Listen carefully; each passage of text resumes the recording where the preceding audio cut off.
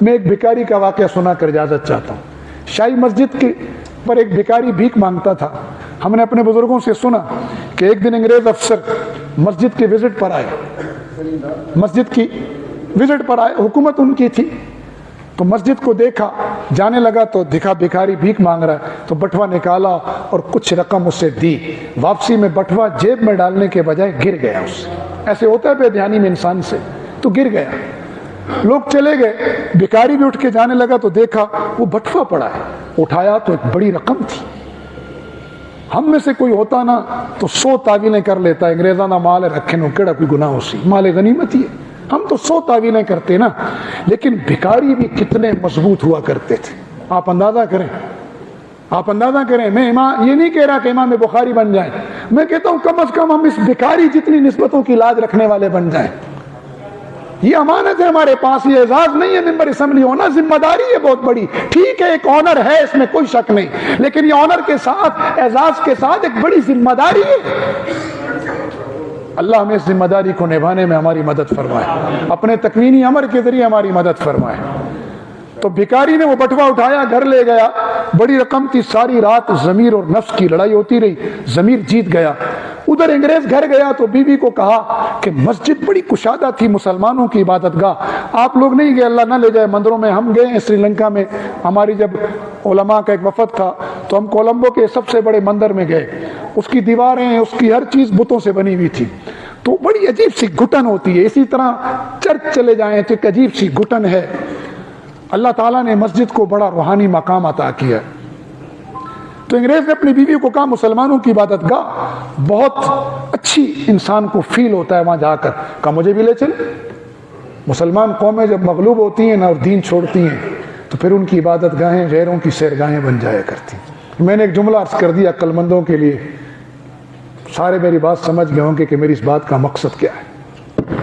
پھر ملت سرزمین سیرگاہ نہیں بنتی جب قومیں اپنے اجتماعی نظام سے غافل ہوتی ہیں اور اپنے ذاتی مفادات کو ترجیح دیتی ہیں اور اجتماعی مفادات سے غفلت برتی ہیں. وہ پھر صرف قومیں جسماً زمیناً, ان کی زمینیں صرف قبضہ نہیں ہوتی, صرف ان کے جسم غلام نہیں بنتے, ان کی عبادت گاہیں بھی سیرگاہیں بن جایا کرتی. خیر انگریز اپنی اہلیہ کو لے کر آ گئے تو آگے یہ بھکاری بیٹھا ہوا تھا. اس نے بٹوا اٹھایا اور کہا کہ یہ اپنا بٹوا لے لے. انگریز نے بٹوا لیا, رقم پوری. کہا مجھے تو معلوم بھی نہیں گرا کہاں ہے, رکھ لیتے, مجھے کیا پتا. کہا نہیں ایسا نہیں ہو سکتا. یہ جس مسجد کی سیڑھیوں پہ بیٹھ کے بوجہ مجبوری بھیک مانگ رہا ہوں, اس مسجد کے ممبر پہ بیٹھے ہوئے میں نے رسول اللہ صلی اللہ علیہ وسلم کے وارثوں سے سنا ہے کہ قیامت کے دن ہر امتی اپنے نبی کی صف میں ہوگا.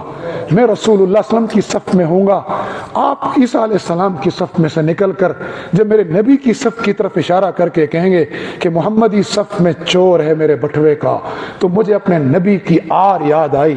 میں نے اس نسبت کو بچانے کے لیے اپنی ضرورت کو قربان کیا اور یہ بٹوا تمہارے حوالے کرتا ہوں. میں اپنی نسبت داغدار نہیں کر سکتا.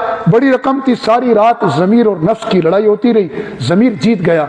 ادھر انگریز گھر گیا تو بیوی کو کہا کہ مسجد بڑی کشادہ تھی, مسلمانوں کی عبادت گاہ, آپ لوگ نہیں گئے, اللہ نہ لے جائے مندروں میں. ہم گئے ہیں سری لنکا میں, ہماری جب علماء کا ایک وفد تھا تو ہم کولمبو کے سب سے بڑے مندر میں گئے. اس کی دیواریں, اس کی ہر چیز بتوں سے بنی ہوئی تھی. تو بڑی عجیب سی گھٹن ہوتی ہے. اسی طرح چرچ چلے جائیں تو ایک عجیب سی گھٹن ہے. اللہ تعالیٰ نے مسجد کو بڑا روحانی مقام عطا کیا. تو انگریز نے اپنی بیوی کو کہا مسلمانوں کی عبادت گاہ بہت اچھی انسان کو فیل ہوتا ہے وہاں جا کر. کہا مجھے بھی لے چلے. مسلمان قومیں جب مغلوب ہوتی ہیں اور دین چھوڑتی ہیں تو پھر ان کی عبادت گاہیں غیروں کی سیرگاہیں بن جایا کرتی. میں نے ایک جملہ عرض کر دیا عقل مندوں کے لیے, سارے میری بات سمجھ گئے ہوں گے کہ میری اس بات کا مقصد کیا ہے. پھر ملت سرزمین سیرگاہ نہیں بنتی جب قومیں اپنے اجتماعی نظام سے غافل ہوتی ہیں اور اپنے ذاتی مفادات کو ترجیح دیتی ہیں اور اجتماعی مفادات سے غفلت برتی ہیں. وہ پھر صرف قومیں جسماً زمیناً, ان کی زمینیں صرف قبضہ نہیں ہوتی, صرف ان کے جسم غلام نہیں بنتے, ان کی عبادت گاہیں بھی سیرگاہیں بن جایا کرتی. خیر انگریز اپنی اہلیہ کو لے کر آ گئے تو آگے یہ بھکاری بیٹھا ہوا تھا. اس نے بٹوا اٹھایا اور کہا کہ یہ اپنا بٹوا لے لے. انگریز نے بٹوا لیا, رقم پوری. کہا مجھے تو معلوم بھی نہیں گرا کہاں ہے, رکھ لیتے, مجھے کیا پتا. کہا نہیں ایسا نہیں ہو سکتا. जिस मस्जिद की सीढ़ियों पे बैठ के बवजह मजबूरी भीख मांग रहा हूँ, इस मस्जिद के मिंबर पे बैठे हुए मैंने रसूलुल्लाह सल्लल्लाहु अलैहि वसल्लम के वारिसों से सुना है कि क़यामत के दिन हर उम्मती अपने नबी की सफ़ में होगा, मैं रसूलुल्लाह सल्लम की सफ़ में होऊंगा, आप ईसा अलैहिस्सलाम की सफ़ में से निकल कर जब मेरे नबी की सफ़ की तरफ इशारा करके कहेंगे कि मोहम्मदी सफ़ में चोर है मेरे बटुए का, तो मुझे अपने नबी की आर याद आई। मैंने उस निस्बत को बचाने के लिए अपनी ज़रूरत को कुर्बान किया और ये बटुआ तुम्हारे हवाले करता हूँ, मैं अपनी निस्बत दागदार नहीं कर सकता।